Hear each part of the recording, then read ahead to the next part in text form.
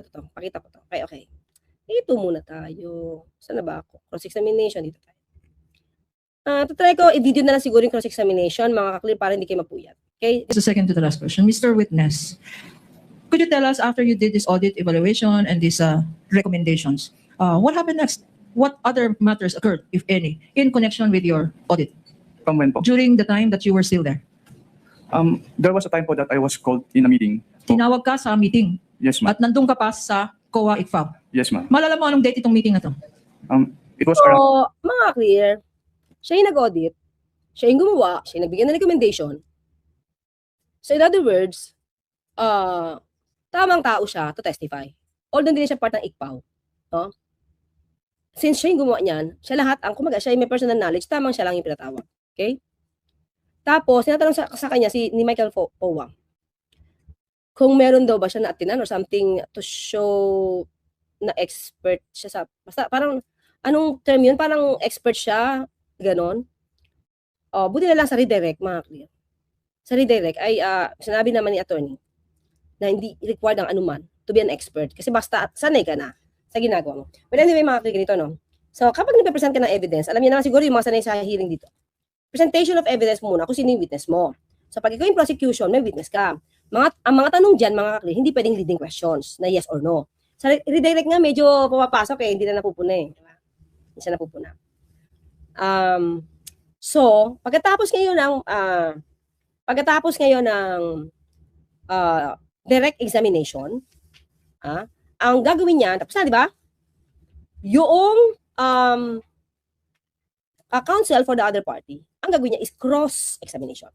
So, i-cross ka naman niya doon sa mga questions ng mga nasabi mo or maybe in a way related doon sa issue.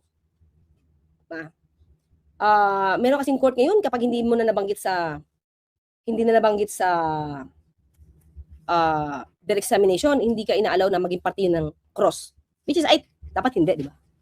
Kasi especially kung meron ka alam na dokumento na pwedeng sumira sa credibility ng witness na yan. Dapat napa-pre-mark mo lang. So, mga ka-clear, and then, after that, pagtapos na yung cross-examination, at feeling ng prosecutor na, wait, may naiwang mga tanong dito, na medyo in a way, damage, di naman ganun ka-damaging, but, pwedeng maka-question sa credibility ng witness. So, ang gagawin ngayon ng prosecutor, redirect. Magre-redirect ka, yun ang tawag dyan. So, kapag natapos naman yung redirect at may nakita naman yung the other party, other counsel, na oops, meron sila na-open, na issue sa redirect, para, kumbaga, ma-refute naman ng other party, yung witness, ang tawag naman doon, recross. So, direct, cross, redirect, recross. Yan. Ito dito kasi may nabulgar. May nabulgar. At papakita ko sa inyo kung ano nabulgar, At related ito, masyadong malaking issue. on second week po ng September of 2023. At sino-sino ang nasa meeting na to? Ang naalala ko po ay si Attorney Zuleika Lopez at si Attorney Michael Powa po. Dumating na si Attorney Zuleika Lopez, mga clear. Natatandaan niyo ba na sumulat pa ang OVP, actually si Attorney Zuleika Lopez, sa COA, na pinapahinto niya na umate ng COA sa hearing ng House? May sulat si Attorney Zuleika Lopez, ganon sila mag-utos. Okay, tuloy. At yung dating head po ng ICFAO na si Assistant Commissioner Nita Blalas at si Attorney Gloria Camora po. Okay. Sino nagtawag ng meeting na to? Hindi ko na po ma-recall kung sino nagtawag. Ang naalala ko lang po ay pinasama po ako dun sa meeting na yun. Pinasama ka? Bakit ka pinasama sa meeting na to? Dahil ako po yung in charge of the audit of the confidential fund nung DepEd at OVP po. Kilala mo ba, Mr. Witness, si Attorney Michael Powa? Nakikita ko po siya sa news. Nakikita mo siya sa news? Hindi mo siya nakikita sa in-person? Ayan. During that time, sorry, hindi po kayo yung particular period. Kilala mo ba? When you went to that meeting, were you able to identify Attorney Michael Powa? Nagpakilala po sila, ma'am. Nagpakilala sa'yo. Okay. And what happened during that meeting? Attorney, sorry for that. No. Nagpapagising lang tayo. But you confirm that this is the attorney that you saw in that meeting? Yes po. Okay. What happened sa meeting na yan?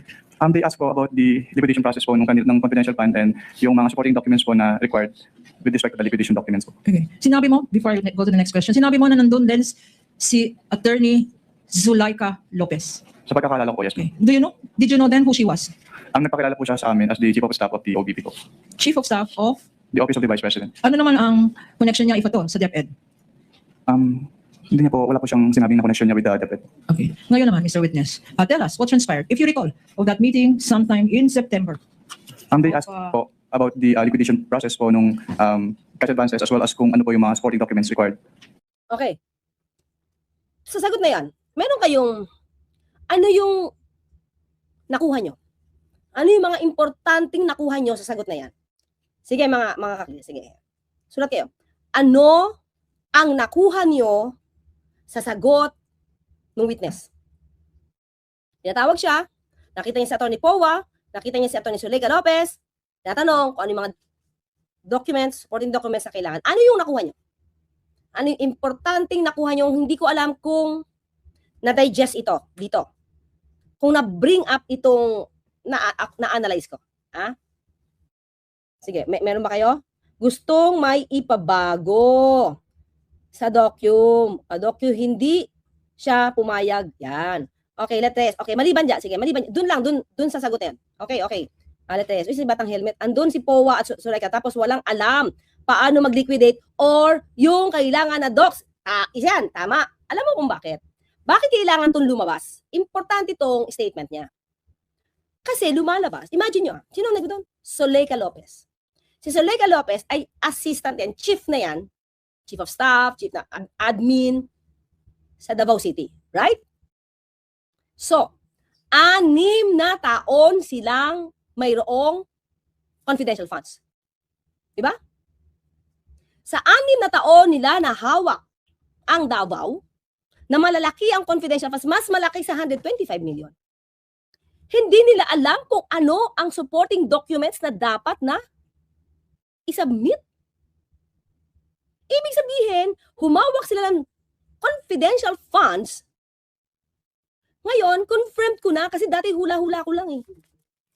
Confirmed. Hindi sila nagre-report ng maayos patungkol sa confidential funds sila since 2016 to 2022. Panahon sa Davao at hanggang itong panahon na nagkaroon ng problema sa pagiging vice president niya. Una, di ba? Tapos, kung gano'n na nangyari, tandaan natin ano yung joint circular? That's 2015. So, sakop na siya. Mga clear. January 8, 2015 to. So, it means, dapat alam niya na mag-report. So, tingin ko, dapat tignan din at busisiin din, but not for the impeachment, mga kaklira. Not for impeachment. But for case of plunder. Dapat ma-check sa COA,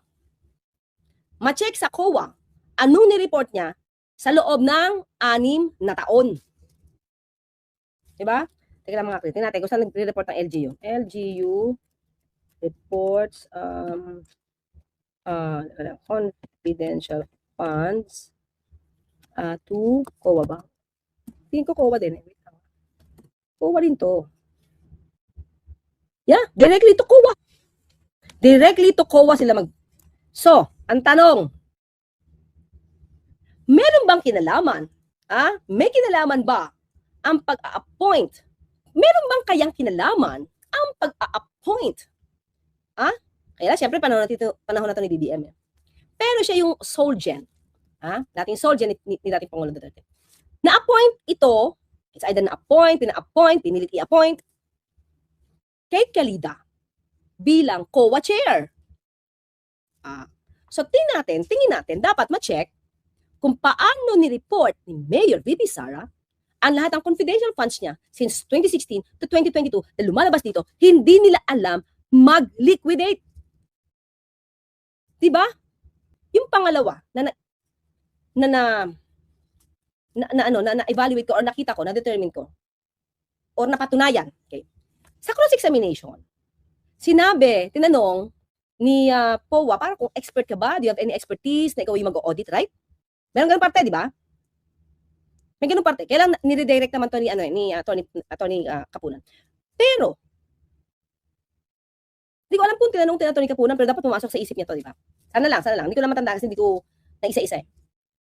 The mere fact na pumunta doon si Attorney Powa, Attorney Zuleika, nag-discuss with him and other officials, alam nila, kaya siya pinatawag na siya yung nag-audit, may AOM na, it means,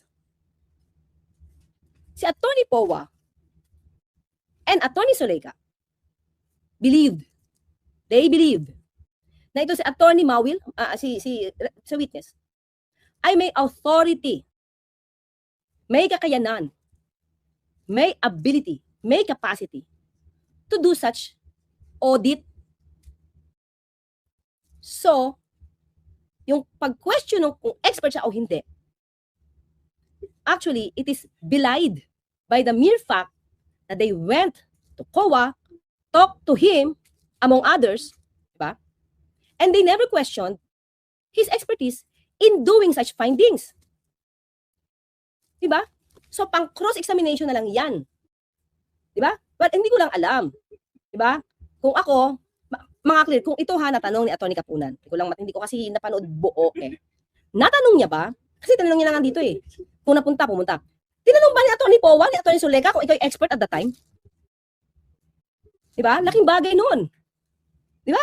It means, di nila kinu-question yung kakayanan ni Atty. Mawil, yung witness, na gumawa ng audit. Ang tanong na lang nila ngayon is, ano ba yung mga supporting documents na dapat i-submit? Diba? Sige, tuloy tayo. Yan. And anong sagot? Tinanong nila kung anong mga requirements. They were referred po Hindi nila alam ang mga requirements para sa... They clarified po kasi may mga agencies din po na nagka-clarify sa amin about requirements ng joint circular since it is very technical po. At ano na... Alam mo, attorney, witness, Mr. Witness, you don't have to justify that. Bakit? Sinabi ba nila sa'yo? Kaya sila pumunta doon dahil hindi na naiintindihan dahil technical? 6 na taon silang may confidential funds. So, yung side comment niya, hindi niya dapat sinabi yun. Di ba? Kasi, hindi naman siya tinatanong, hindi ba nila alam yun? Sinabi ba sa kanya, nalilito kami. Kasi napaka-technical. Sinabi ba sa kanya? O pakiramdam niya lang yun. So, di siya pwede magsalita ng pakiramdam niya. Ang pinag-usapan dito, facts. Ang tanong, di ba nila alam?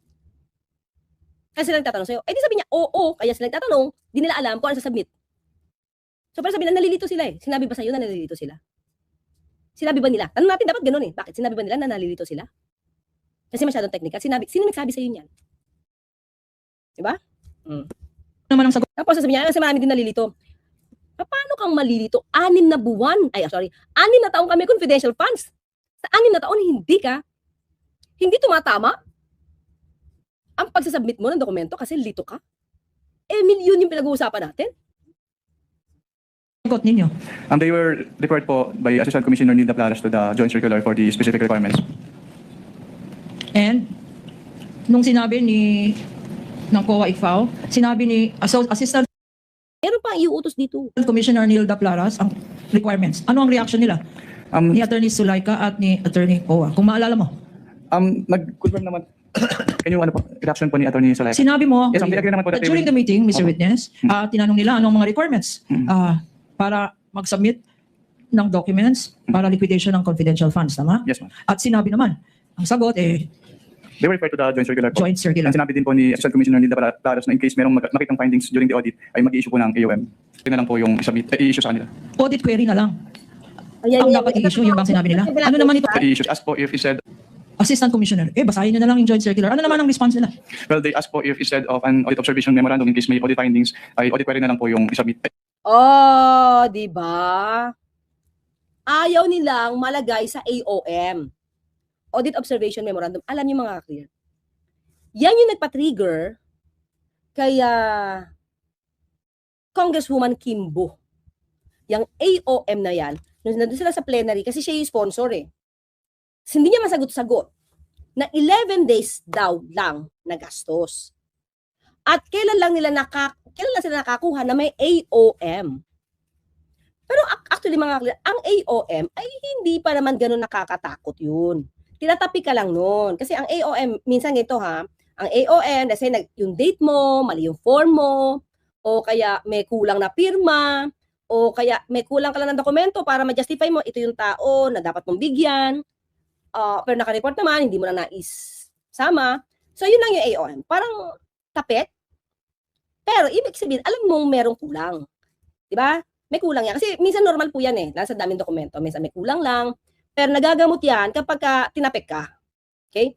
Pero, di ba? Bakit gusto nila ay notice of inquiry lang? Wait lang notice of inquiry lang. O audit inquiry. Wait lang po. Ano yung term? Well, they asked po if instead of an audit observation memorandum in case may audit findings, ay audit query na lang po yung i-issue sa kanila. Audit query na lang. So, ibig siguro, parang, wag mo na kaming tapikin. Bigyan mo lang kami ng question na, parang may kulang dito. Pero wag mo nang gamitin yung audit, observation, memorandum. Kasi, pag may AOM, nafa-flag na siya. Nafa-flag na siya. Okay? Parang yun yung start. Na-flag, kasi kulang, ganyan-ganyan. Okay? Siguro, okay, tuloy. Napa-flag naman yan, pero it doesn't mean naman na. Pag napatunayan mo naman yan, wala problema. Ang dapat i-issue, yun bang sinabi nila? Ano naman itong audit query na sinabi nila, ito na lang please, ang i-issue ninyo, wag na lang AOM. What is an audit query, Mr. Witness? Hindi po ako familiar sa audit query since hindi naman po siya kasama dun sa issuances under the Joint Circular 2015-01. Sa joint circular, walang audit query? Wala po. Ngayon, anong nangyari nung sinabi nilang audit query na lang please, ang i-issue ninyo? Hindi Bakit? po. Anong nangyari? Hindi po pumayag si ICFO since hindi naman po sa sanction nung aming Joint Circular 2015-01. So nag-issue pa rin po kami ng AOM. Ito din ko. Ayaw na lang AOM kasi mafa-flag sila. Flag yun. So parang gusto nila, wag mo na kaming AOM, wag mo na kaming i-flag. Ang gawin mo na lang, parang kino-question mo lang kami. Query eh. So after query, saka ka mag-AOM. Parang ganun yung dating, di ba? Kasi AOM, pag hindi pa naayos siya, notice of disallowance yan. Di ba? Tingnan natin mga kanyan. After,